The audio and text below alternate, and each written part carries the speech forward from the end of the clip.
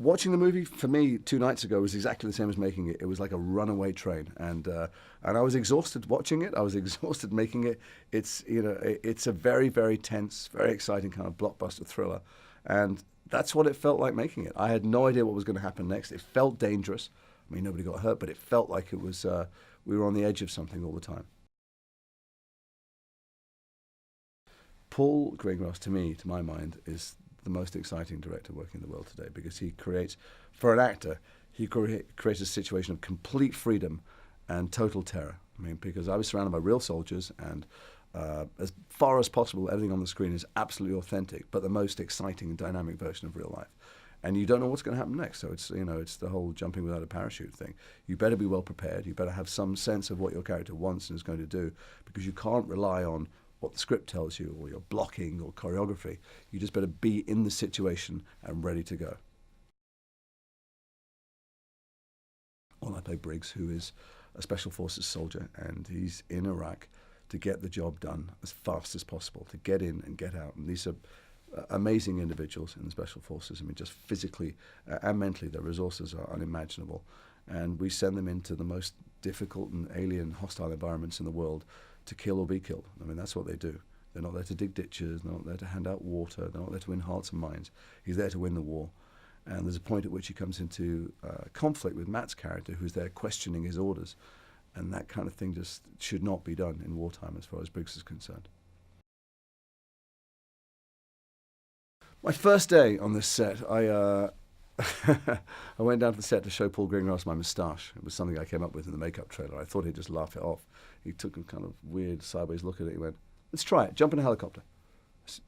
And I was kind of slightly thrown by it. I literally had just gone down to show him the moustache. Just arrived in Morocco. I said, "What do you mean?" He says, "Jump in a helicopter, get off the helicopter. Matt's going to be over there taking prisoners. Take his prisoners off him. If he gets in the way, beat the crap out of him." And I went, "Well, let's talk about this a bit more." He said, "No, let's just do it." And Matt goes, "Just go for it, man. Don't worry about it."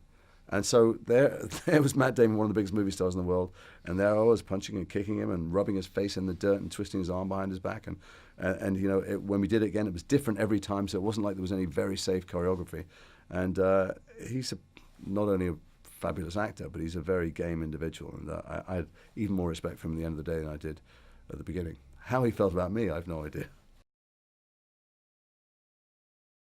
When you're surrounded by real Special Forces guys, and Matt is surrounded by real Met Delta guys, it's pretty hard to ask for a double or a stuntman. And also the way Paul shoots, there's no, you can't neatly storyboard it. So the last 20 minutes of the film is a big chase sequence, and it takes place at night. And so we shot night shoots, and I would arrive in Morocco 6 o'clock at night with the rest of my boys, and I'd start running, and I'd finish running 6 o'clock the next morning. We did that for 3 months.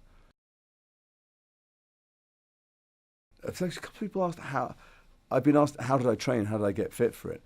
When you run all night, every night for 3 months, and you jump over fences and kick down doors, and you don't stop and you don't bother eating when they have food breaks because you just throw it up, you're either fit or dead at the end of a week.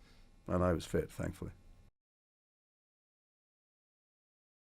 Well, mostly I work with soldiers. I mean, the people in my unit, almost all my time is spent with these 5 extraordinary men who are freshly back from Iraq and Afghanistan. Many of whom have been there since. One's now a paramedic, sorry, and one works for a secret government agency that I can't name, but I think there's 3 initials in it.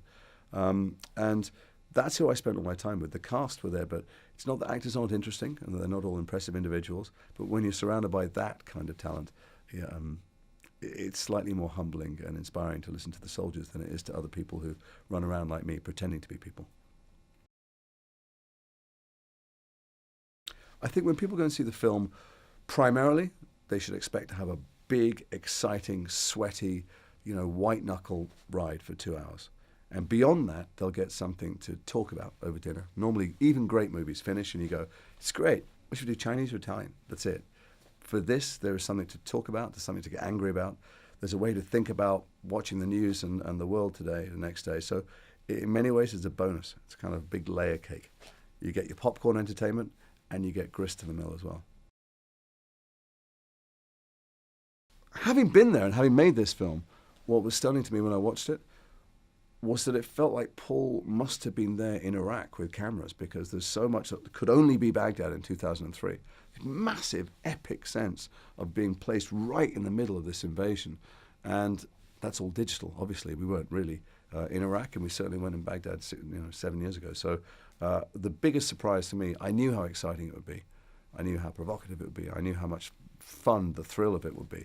But I had no idea of the epic scale of this film. And it has to be seen on a big screen with big sound. Otherwise, it's a terrible waste. All the normal tricks you bring to work as an actor, being able to hit your marks without looking at them, being able to say these written lines as if you're making them up, being able to repeat action the same way for the focus people, you have to leave them all at home because none of those things apply. There is no mark to hit. The lines change all the time depending on what the situation is and what he throws at you and what the other people are going to say.